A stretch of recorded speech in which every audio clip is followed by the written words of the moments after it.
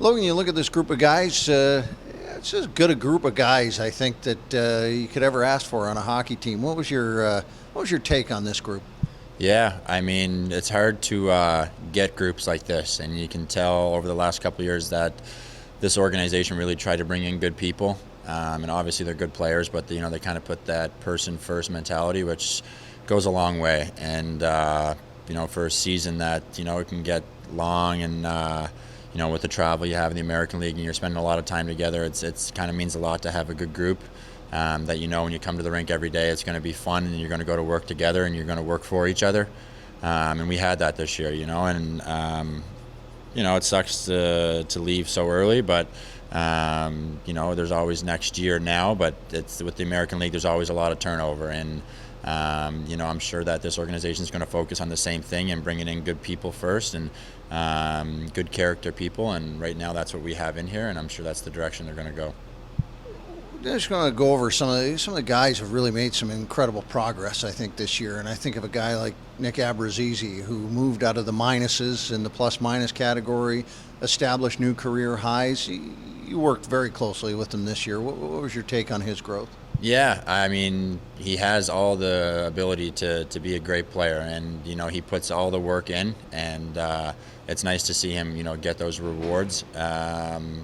If you watch him every day, he is a true professional, and he wants to be in the NHL, and we all do, but he's doing everything he can to make sure that he keeps taking steps.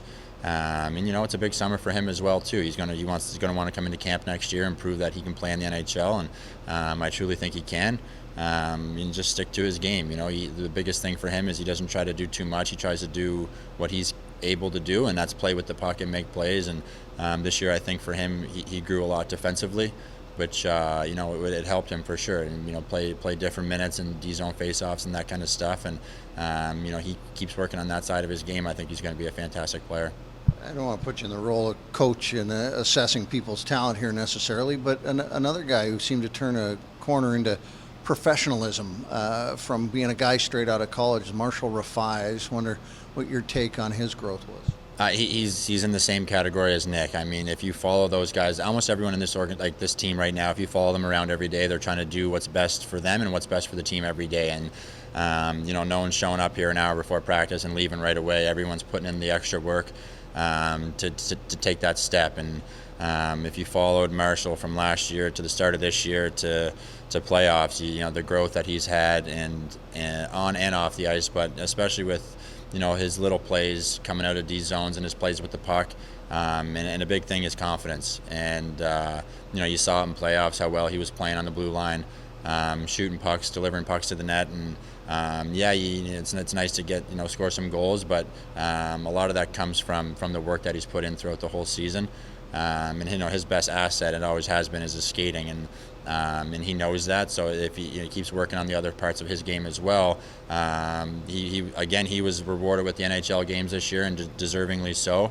But I'm sure his summer is going to be the same thing with trying to make the Maple Leafs next year, and rightfully so, because he has that work ethic, he has the size, and he has the skill and the capabilities to do it, and it's just put it all together, and you saw what he can do. So I think for him, it's just about being confident all summer and keep putting the work in, and I don't doubt that he's going to. So I think he has good things ahead of him as well.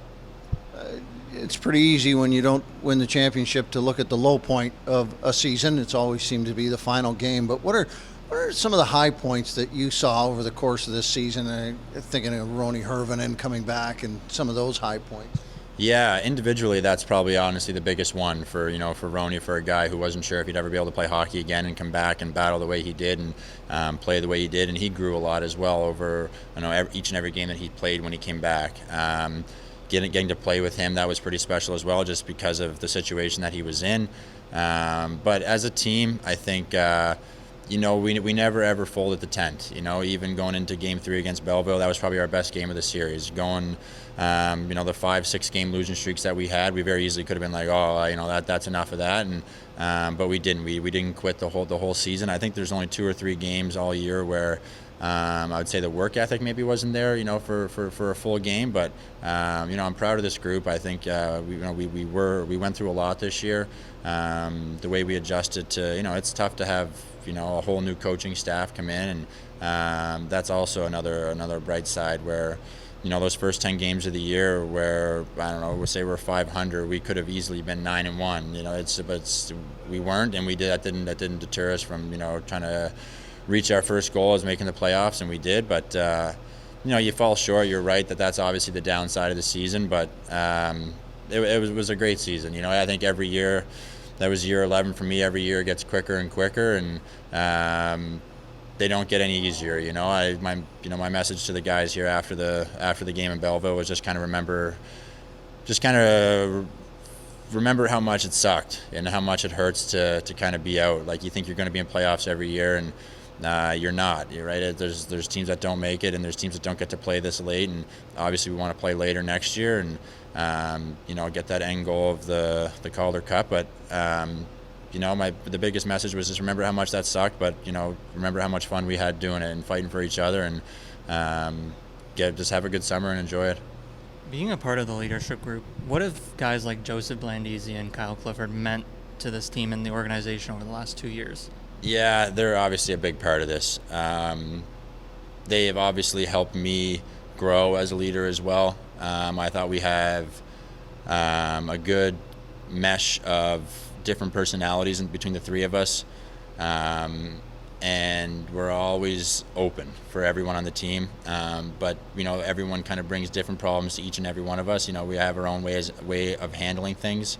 And both of those guys, I have nothing but great things to say. I mean, they're, two of my best friends, and, I would want to play with them until my career is over if it was possible. So the way they lead, the way they play, they're both vocal guys, but I think both of them kind of lead by example as well. They play hard each and every night. They practice hard.